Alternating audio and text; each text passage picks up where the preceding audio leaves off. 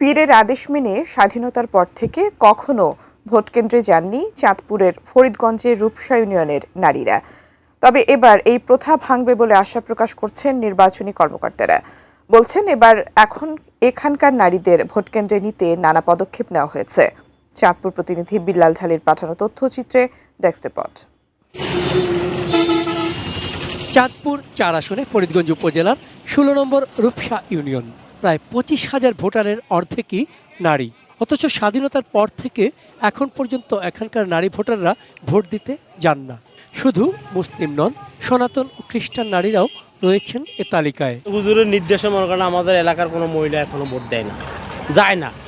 আমরা জোর করেও নিতে পারবেন না। ভোট দিতে বললে ওখানে হুজুরের নির্দেশ আছে, আমরা ভোট দিব না। আমরা বাড়ি আমাকে মহিলা কারোই নিতে পারবেন না ভোট কেন্দ্রে।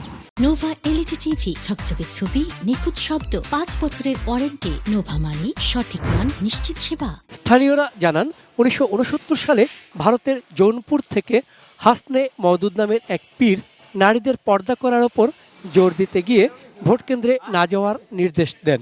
তারপর থেকে গ্রামের স্বল্প শিক্ষিত ও নিরক্ষর অনেক নারীর বিশ্বাস ছিল নারীদের ভোট নেওয়া হয় না। এই সংস্কার ভেঙে এবার অনেকেই ভোটকেন্দ্রে যেতে আগ্রহী। মেয়েদেরকে ডাকে যে চলেন আমরা ভোট দিতে যাই, তো দেখলাম যে না, ভাবিরাও অত বেশি আগ্রহী না।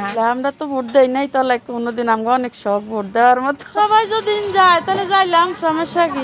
এবার নারী ভোটারদের কেন্দ্রে নিতে ওঠান বৈঠক সহ নানা রকম সচেতনতামূলক কর্মসূচি নেয়ার কথা জানিয়েছেন সংশ্লিষ্ট কর্মকর্তারা।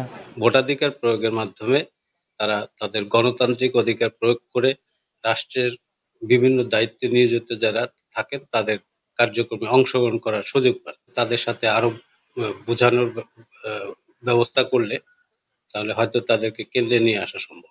চাঁদপুরের সচেতন মানুষ আশা করেন সংস্কারের অচলায়তন ভেঙে রূপসা ইউনিয়নের নারী ভোটাররা এবার ভোট দিতে যাবেন।